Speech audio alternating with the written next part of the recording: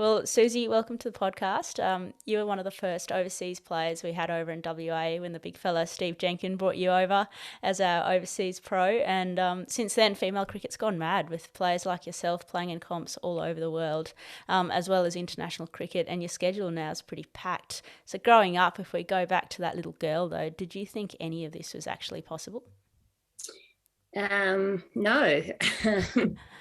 Yeah, I think, growing up, I had two older brothers, and so sport was what I knew. In the weekends after school, we were all just actively involved in whatever sport it was. Mum and dad were pretty sporty when they were growing up, and then I had a younger sister as well. So there was four of us that's what we did. So I didn't really think anything of it other than I wanted to follow my brothers around and do whatever they were doing. And I just loved being involved in team sports in particular. So, yeah, I guess I went to university in Otago to do a phys ed degree, was thinking of being a phys ed teacher because they were some of my best role models growing up. And then cricket sort of became a bit more serious and basketball as well. And then I held off getting a proper job for as long as I could. And I'm 34 and I've still been able to make a living through sport, which, yeah, I guess is unbelievable considering, I guess, when I was 18, it wasn't professional around the world, and it definitely wasn't professional in New Zealand. Yeah, it's so different to the situation now where you've got the likes of Amelia Kerr, and I think she was 16 when she first played, but she's walking into contracts. And as a child, I see it all the time coaching where they're 9 or 10 and already looking at, can we get a strength coach, can we get this coach and that coach, and it's a bit bizarre. But I suppose for us when we were growing up, it wasn't really an option for females to be paid to be a professional athlete. But you strike me as someone that's really driven, and I assume having two older brothers, was it always super competitive at home? As your sister's quite a talented athlete too.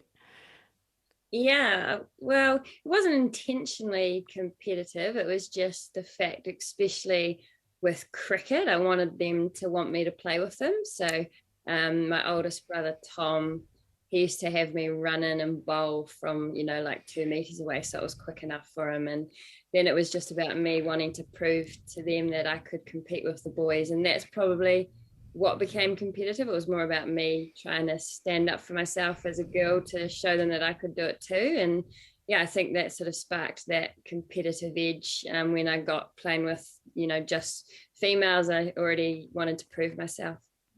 And something about skill development that we see is really common is the backyard setup. I know at home we used to have these two glass doors inside that we weren't allowed to hit, so it actually trained to hit really straight really well. But did you have anything in particular playing with your brothers that shaped your skill set today?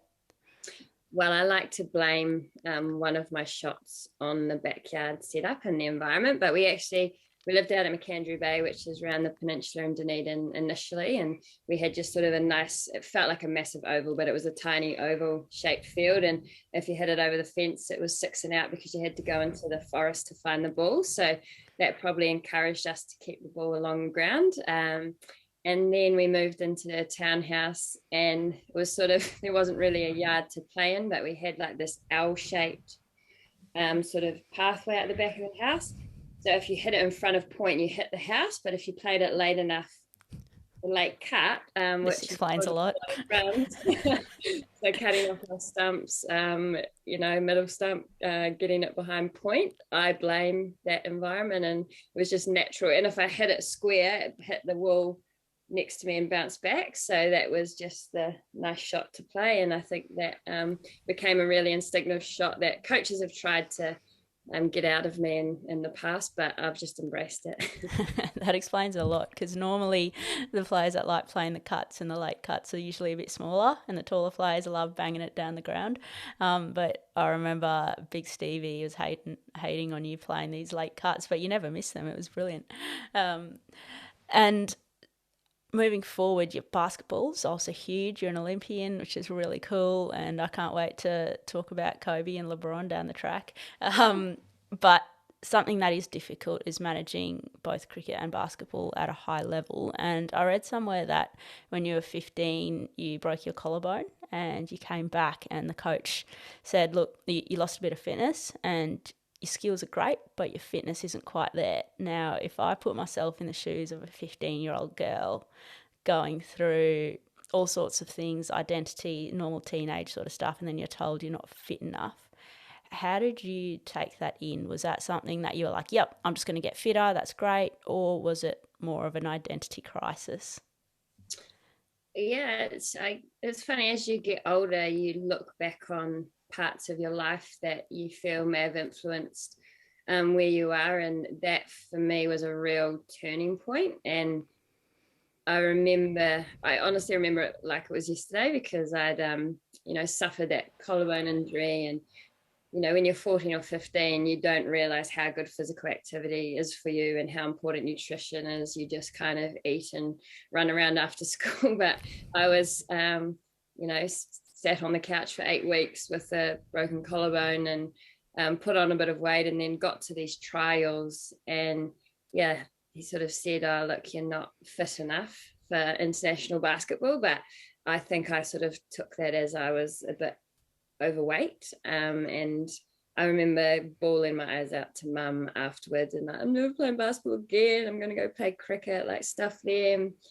And obviously after a couple of weeks I probably processed that emotion and realized that he probably had I guess there was valid feedback. And I went and saw a trainer at the Moana Pool gym, and yeah, that was when I first learned the importance of exercise. And although at the time it was all about getting fitter and losing weight, probably the most benefits I had was mental, and for my self-esteem and confidence as a 15-year-old teenager who was slightly overweight. And it was probably a real turning point in understanding what physical activity did, not only for my fitness and sport, but for my mental health.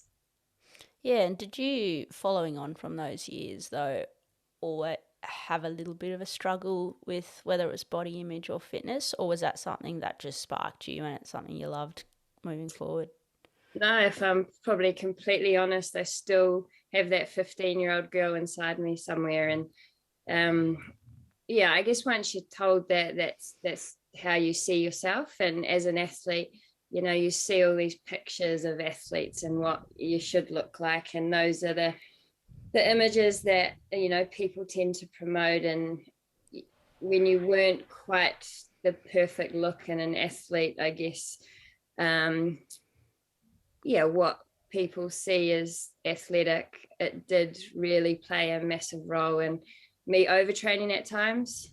So when I had to do fitness for cricket, I always felt I had to do extra because I was never fit enough. And even when I guess was doing well in beep tests and was fit, it became about the body image. But I feel like I've slowly unpacked that over time, and accepted the size and shape that I am, and the strengths that brings. If everyone's tiny and petite, you can't hit the ball as far, in my opinion. So yeah, but I think that over the years it's definitely been something in the back of my mind that I've had to deal with.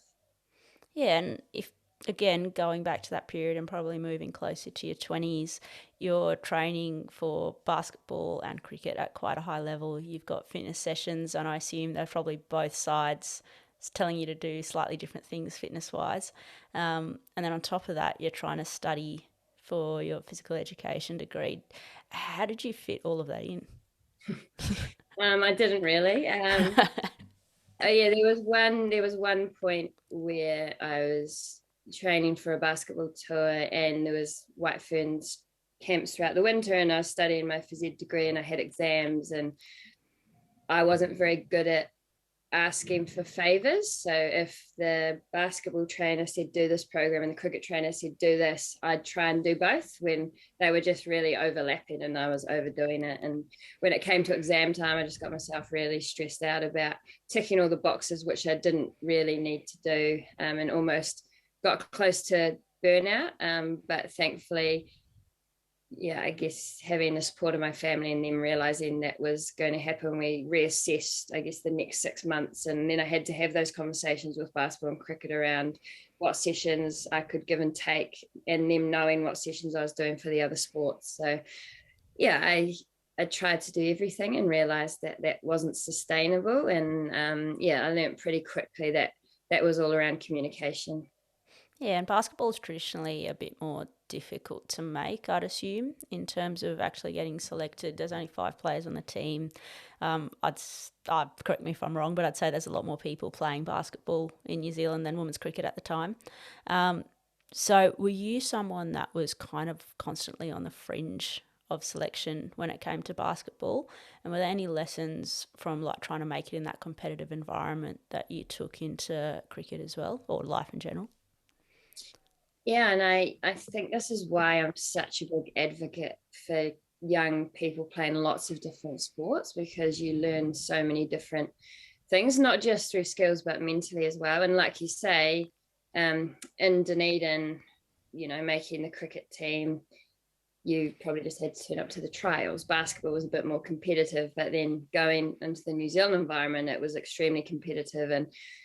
And I became a really good, number 10, 11, 12 in a squad. And that's what people don't understand about me now is at cricket, they say, oh, when did you ever carry the drinks out? Or when have you missed selection? And there's a lot of time in basketball where I only played a couple of minutes, but I learned about what energy you had to bring to a team, even if you weren't playing. And I was one of those, you see them on the sideline waving the towel and first player up off the bench, high-fiving my teammates. And what I learned about bringing that energy is when a coach was unsure of who to put into the game, they'd look down the bench, and if there was someone sulking next to me, similar skill and ability, I was going to get put into the game first because of the energy I brought to the group. So, yeah, I did get to a point where I was, playing more minutes, but there was a time there where I was just making squads, and it was all about being the best teammate I could be.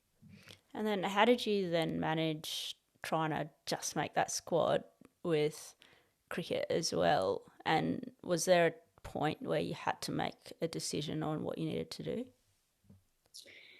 Yeah, I think with basketball, it was always just training to get picked in the New Zealand squads. And I loved being a part of that culture, and I had some really good friends. And with cricket, I think it got to a point where Steve Jenkin actually challenged me, and he said, you could be one of the best all rounders in the world if you wanted to. And I'd never really thought about that. It was just, my goals were play for Otago and then play for New Zealand, and I kind of achieved that. And he planted the seed of, if you fully commit to cricket, you could be, great. So I remember that moment, and it wasn't probably till a few years later where I got to a point that I sort of felt I was being a little bit average at both and not giving myself the best chance. And I could have gone either way, to be honest. I was loving my basketball, playing in Australia in their professional league. But I think with the way New Zealand cricket was set up and the ICC guaranteed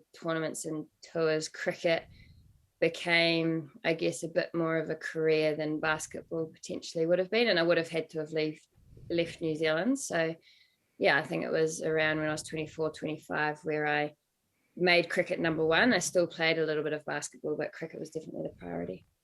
And the Olympics experience in 2008 is pretty cool. To call yourself an Olympian is pretty rare.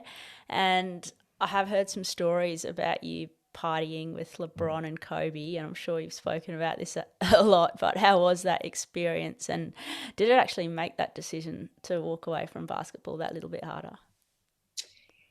Yeah, it was, it's just amazing as an athlete. Timing is everything. And we qualified for that Olympics because Australia won the world champions. So when I'd heard that we had pretty much automatic qualification, I decided to put cricket on the back burner and give myself a chance. And I sort of gave 18 months fully to basketball, moved up to Christchurch, and the whole way up until they named the final 12, I was on the fringe. I missed the previous tour to Europe that they'd just picked pre-Olympics. So I wasn't sure if I was in the squad or not, but I had no regrets about how I'd trained and what I'd done to give myself the best chance. But the last meeting, I was told that I was in the 12, and that was a pretty special moment as a kid growing up, being an athlete, the Olympics was the pinnacle. And then my family all decided to go to Beijing as well, which was awesome.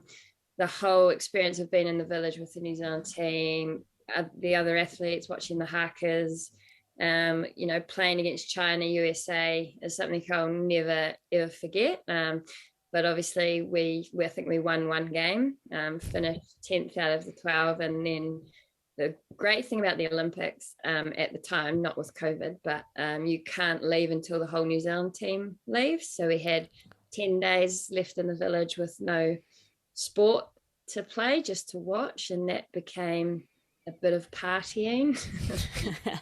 Late nights, a lot of free McDonald's that was in the village. And one night, some of our girls managed to get friendly with the USA basketball security, and we ended up at their Olympic after party, which is something that I still pinch myself that actually happened. And yeah, Kobe Bryant, LeBron James, David Beckham was also at the party. Yeah, it was just unbelievable. And I just have a few regrets because I was so nervous that I could hardly string any words together. So I probably just drank a little bit too much. Oh, that's brilliant. And I suppose that's some memories that you look back on. I don't know, you're coming towards probably the back end of playing career. But the memories like that are what makes it all worth it. And at the same time, though, it's never an easy path. So it's not like you just started playing in the backyard with your brothers and then played a bit of basketball and like, oh yeah, got great choice of two cool sports, I'm going to choose them, and then carry on, be one of the best all-rounders that's ever existed. And we're all happy. So there's obviously some really tough times that come throughout a career, and particularly with cricket, where it's a really tough sport. You've had some stinking injuries. I know your shoulder's been giving you a lot of trouble recently, but even prior to that, when we're talking about battling form and being in and out, particularly with someone like yourself, who's was pretty good early on, and there's that element of expectation. In that you've always been pretty good, but then you get to international level or even at domestic level and you're not playing as well as you would like to, or you can. How have you worked through periods where you're really struggling for form? Yeah, it's one of the best and worst sports, especially as a batter, because you only get one chance. And I think that's what I loved about basketball is you could go on the court, shoot an air ball, but you could make the next 10 shots and you'd be pretty happy. Yeah, I guess where I'm really fortunate, as I probably, as we talked about, had a couple of setbacks when I was a teenager. And for whatever reason, probably mainly because of the support I had around me, I made choices to use those setbacks as an advantage and to learn from them. So, when I was told I was too unfit to play basketball, I could have quit, but I decided to take that feedback and improve. So I realized that there are a lot of lessons in setbacks from an early age. So I think as my career went on, I saw the setbacks as opportunities, as stinkers they were at the time. And I think that created a bit of resilience. And, we lost 3 World Cup finals when I was involved early in my career. And in those 3 finals, I didn't score runs. So I remember taking a really hard look at myself, seeing a sports psychologist, mental skills coach to discuss why at those finals, I guess, did I suffer from performance pressure and not being able to deliver in those moments. And I learned a lot about myself through that process, which helped me later down the track. But just recently, having my serious shoulder injury, training really hard to get back and get fit, going to England and not scoring the runs I would have liked, and coming back domestically where you're damned if you do, you're damned if you don't. I think that's the toughest thing playing for the Sparks is, you sort of expect in a 50-over game to score 100, and if you do, well, so you should have, and if you don't, it's a massive failure. So I had 3 games early on where I couldn't get past 10 and managed to get myself out, and I was in a pretty negative place, but knew I could turn it around. And I think it's having people to talk to about those feelings. And once I got a score, which took a lot of, I guess, mental preparation, which people probably don't even understand at that level, you almost get more nervous because the expectations are so much higher. So yeah, I think in all of that though, you just continually learn about yourself and what works for you. And every cricketer and batter knows there's some real lows, but there's also some real highs. So the key is to not ride them too much and try and stay consistent. But at times, you're in a bit of a rut and you have to ask for help. Yeah, it's interesting how you mentioned when you mentally prepare more, it can make it scarier or like there's more riding on it. And it takes a lot of courage to actually put all of you into your preparation, because then there's more to fail, I suppose, because you've put so much into it. In terms of having the courage to do that, do the themes there relate closely to what you mentioned at the start, speaking to the sports psychologist around failing in the World Cup finals? Like, are they pretty similar or are they different? Yeah, I think, as your career goes on, I guess different negatives pop up. And I know as I've got older, when you start not performing, you start to question if you've still got it in you. Whereas when you're 25, that doesn't even cross your mind. You're just, okay, I need to be better. Whereas past 30, I felt like you go, oh, how much longer have I got left? And that's a bad path to go down as well. So it's voicing those negatives, and they are different, I guess, every season, even every game. So look, there are similar themes in terms of, I think every batter at times has been afraid to fail, and as soon as you're thinking like that, that's not a healthy place to be in. So that's a similar theme, but and being able to stay present, which different distractions at different times can prevent you from being able to just play the ball on its merits, which is the key to everything, but it sounds so simple. But until you can unpack what's preventing you from just playing the ball on its merits, it can be very difficult in the moment when there's pressure and nerves. So, do you have any sort of pre ball routine that helps you in the moment? Because it's obviously like you can say, I'll just focus on the ball, but, and I've had a few coaches that be like, oh, just one ball at a time, mate. Just win this ball. And like you've got all this noise in your head. Do you have a particular routine or anything that helps you to actually zone in when it matters? Yeah, I've had a few routines over the years. I think for me, the best thing I can do in season is actually practice those ball by ball routines in the nets. So I try not, there might be one net a week that if there's something technical or a shot I need to work on, that I let that happen. But if I'm facing bowlers, I'm simply just trying to use my routine, which is, I think I tap the bat 3 times and I sort of shake my shoulders and take a deep breath and watch the ball. And then, but in training, you can get slightly distracted and go away from that. So yeah, doing it in training so it becomes really natural. And I guess, you know a lot about this sort of stuff, but breathing exercises, whether it's the morning before, whether it's just going out before going out to bat, whether it's during batting, if I felt really slowed my brain down because I can be a bit of an overthinker. So it's all those sort of things that aren't necessarily a routine, but used when I feel like I need them. And sometimes I need them more than others. And have got a little bit of routine at the moment where I'm tapping the ball up before I go out to bat, just because I feel like there's a lot of waiting time as an opener. Sometimes at domestic cricket, I've got a warm up and then I've got 15 minutes where I'm sitting there, and you can generate either good thoughts or bad thoughts. So just having no thoughts is quite helpful, and distracting myself with some sort of skill activity, I feel like helps as well. That's awesome. And in terms of being aware of those thoughts, are you are you much of a journaler? Are you a talker? Is it the meditation style practices to continually be more and more self aware? I am. I do like to write. I'm probably not a daily writer, but I feel like I've got, yeah, as you say, I have about 3 journals running. None of them are full, but I love a journal. um, and yeah, I feel like once I sort of, I guess, articulate it, whether that's talking to someone I'm close with or writing it down, really helps.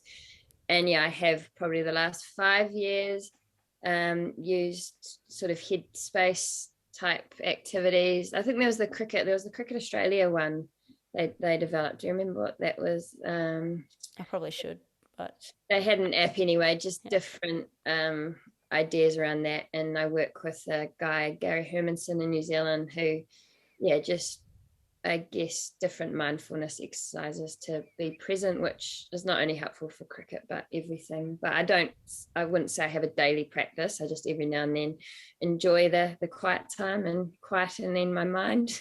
Yeah, awesome. And one thing that does come up fairly commonly is the idea of identity as an athlete.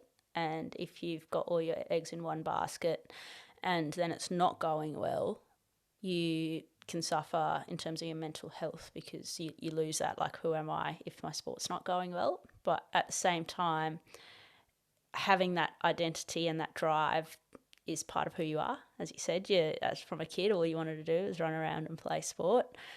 You love sport. It's what you do day to day. How do you separate that identity so to the point that you're able to still be Suzie Bates, the person, and not just Suzie, the cricketer or basketballer?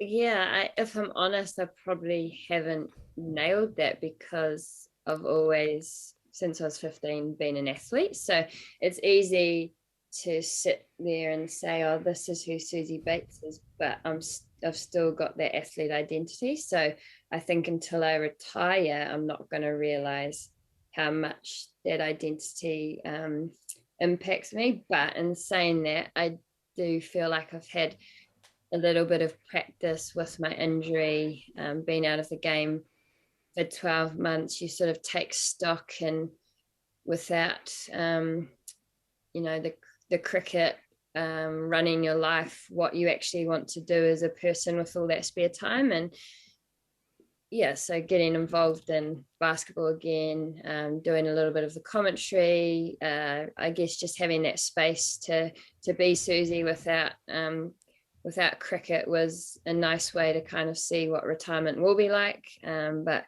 when you're in amongst it, it's very difficult to remove that identity because people associate you with that no matter what you do sometimes. And I think deep down, without cricket, I know who I am, but we'll wait and see when I'm not running around a cricket field to see what impact that has. But I think there's so many athletes out there that you can talk to, and once you finish, there's a big void, and it doesn't matter what you say, there will be a void. It's what you do to replace that. Yeah, absolutely. I 100% agree. I don't think it's realistic to say, and I know I've gotten annoyed when people say it to me and be like, oh, well, you got so much outside cricket, you got this, you got that. And it's like, well, yes, I know that, but my heart and soul is in cricket and I've done it for so long and I actually genuinely love it. But there is that point where you can't just be completely all in and have no concept of, or perspective is probably the right word, outside of it. And the other thing that can help with a lot of what we've spoken about in terms of dealing with pressure in the middle or off field is leaders or mentors around you. Now, you were offered the captaincy in New Zealand and struck me, like when we first met in WA, struck me as a natural leader. And you're someone that walked in pretty confident in who you are and what you were doing. Has that always been the case from a leadership point of view, or have you kind of struggled with moving into a captaincy style role? I feel like it's been a little bit up and down.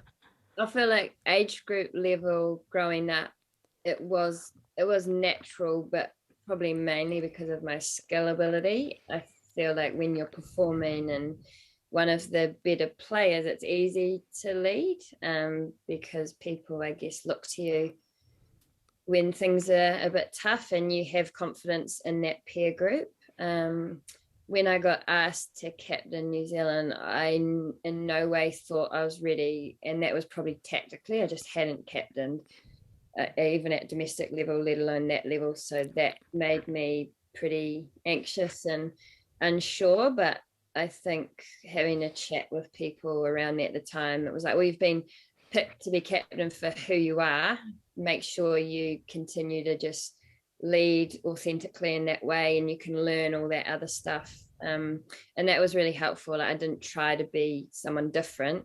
I had to work hard at the tactical side and the game plans. And probably what I've always struggled with as a leader is the tough conversations. You know, I'm a real positive person and I want everyone to feel good about themselves. And so when you have to have those tough conversations, I found that the hardest part. And when it became professional and you're talking about people's livelihoods, I did struggle with that side of things. But yeah, I've had so many good mentors around me, and I feel like although I'm not captain, I feel like I'm a better leader now than I was 5 years ago. And you don't need the title of captain to lead a group, which I think some people can forget at times. Yeah, and did you have any particular coaches or captains that you played under that were really good? And what were the traits that made them stand out to you?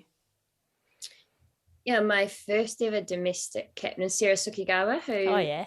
you played with. She also played for WA. She was one of Steve Jenkin's favourites. I'm still really good friends with. Just the way she led the Otago Sparks when I was growing up, she was just so measured, so consistent.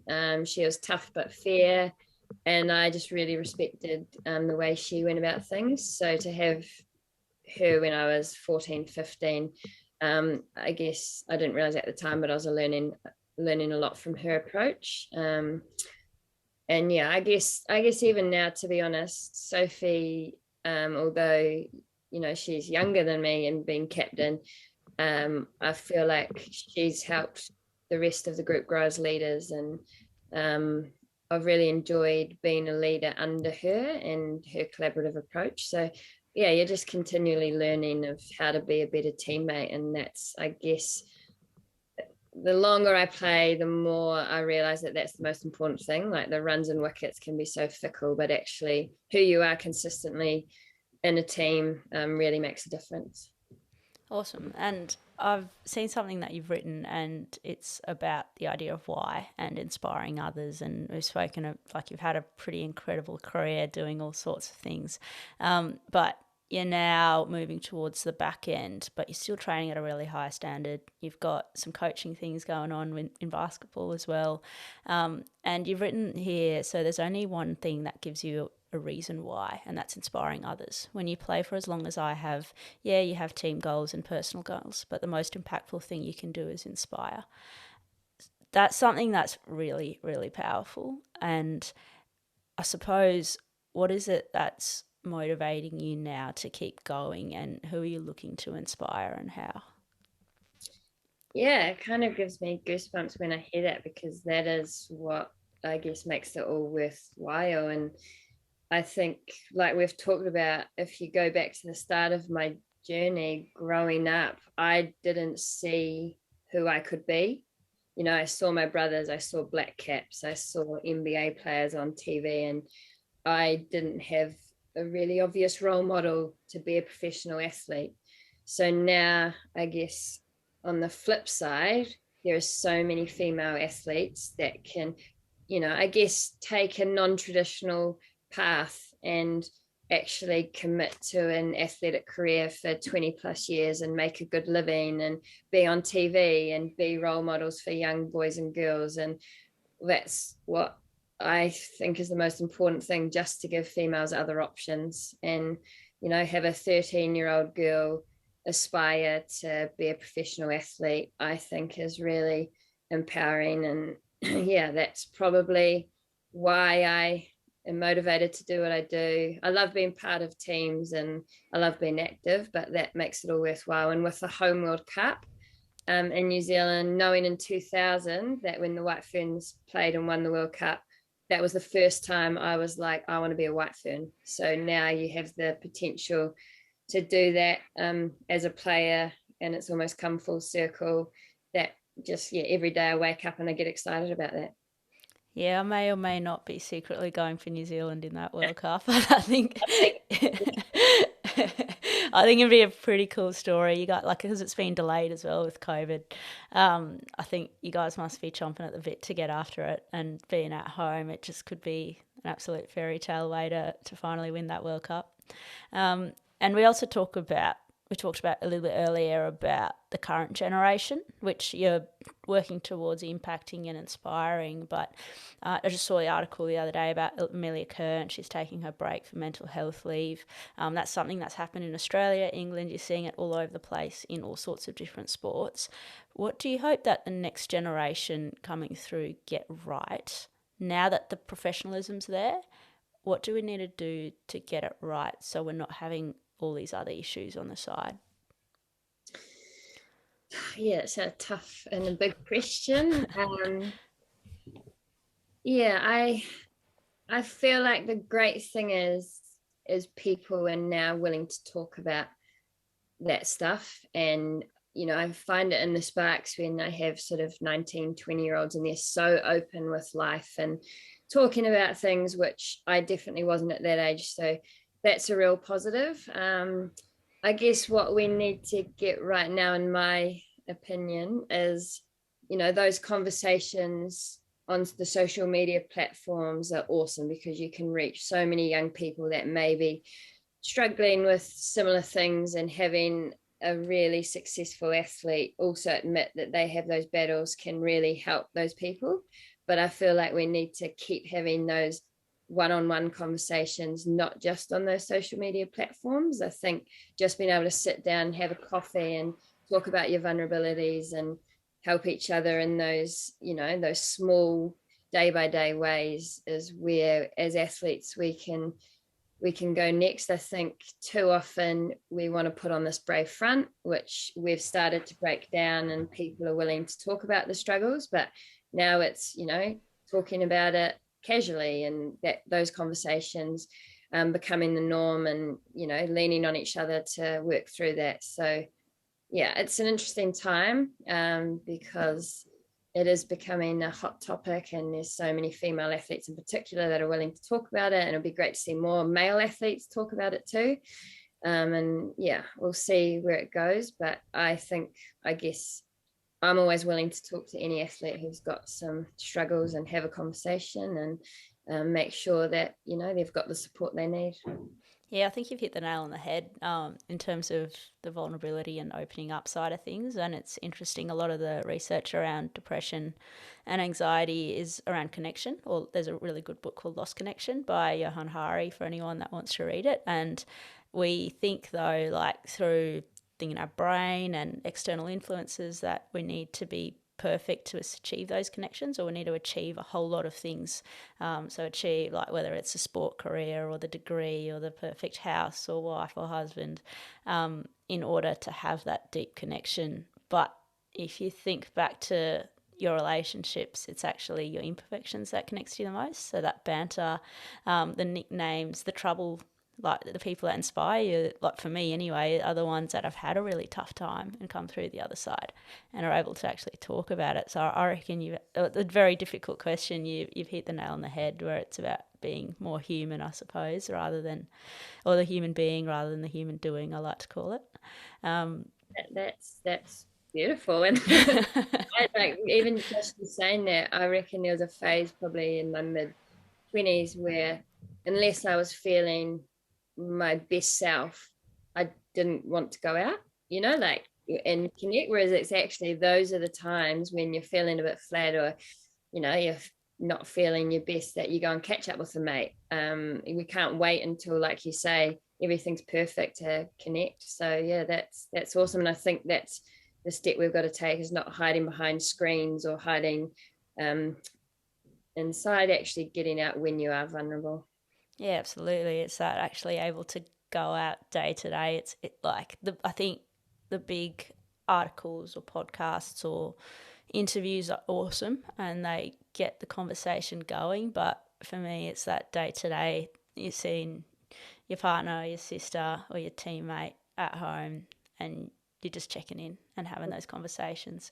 So absolutely. And if you could go back and talk to that little girl at the start who was running around with her brothers and a sister and loving sport and just embracing it for the pure love of the game. Now, towards the back end of the career with the journey, if you could go back to that little girl and you had 30 seconds to a minute to give her some feedback or some advice, what would you say? Um, yeah, I feel like I'd say just keep being you. You know, what feels right to you, follow your heart and do that day in, day out.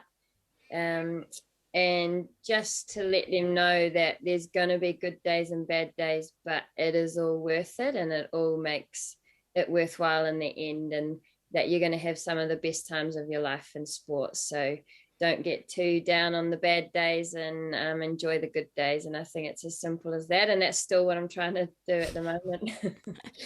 Absolutely. And so this interview is also in relation to the Fair Break series that is coming up in May in Hong Kong next year. And Fair Break's all about equal opportunity.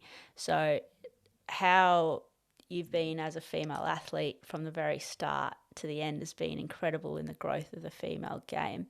Why is it important to you to continue this development in equal opportunity for all people around the world? Yeah, I guess because when I was growing up as a female, that's different to, I guess, living in other parts of the world. As a female, I didn't feel like I had equal opportunities as a male player the same age. And I've been fighting that or trying to change that as much as possible, to no matter if you're female, male, if this is the path you want to take and you want willing to work hard, you can go in that direction.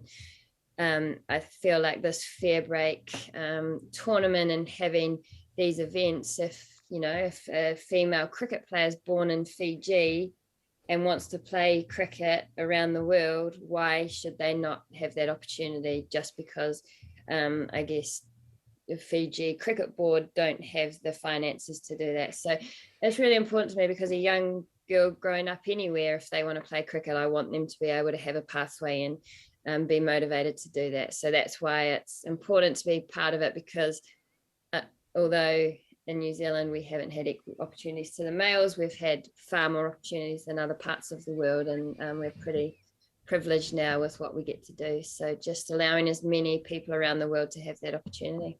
Absolutely. And in reference to the human doing versus the human being, a final question that we ask all the guests that come on is, who is Suzie at her best? Susie at her best has done some form of exercise in the day. She's connected with some friends and family at some point. She's done something purposeful in the day, and yeah, I guess the connection piece for me is probably when I'm at my best. So yeah, you've got to fill your own cup to be able to connect well with others, and I think it's almost as simple as that. And then sort of taking each day as it's come, and what will be will be. Absolutely. And I just remember we've mentioned Steve Jenkin a few times on this podcast, but he was our coach in WA, and we never really had overseas players come in. And I remember when he brought you and Sarah Tsukigawa over, and he said he had his two criteria. He said you had to be a better player than any WA player, which was pretty clear. But the second thing that he always said is you had to be a good person and contribute to the team off the field, irrelevant of what's happening on the field. And you're someone who absolutely did that and set the standard, I think, for anyone that comes into different teams. And I think you've impacted hundreds and hundreds, if not thousands, of people around the world in the way you go about your business. So I just want to thank you for everything that you've done so far, and I'm really excited to see what you continue to do moving into the future. Thanks very much, Barbie. Yeah, I Steve. I remember that first year, and I was on a block bed. Yes. Things have come a long way.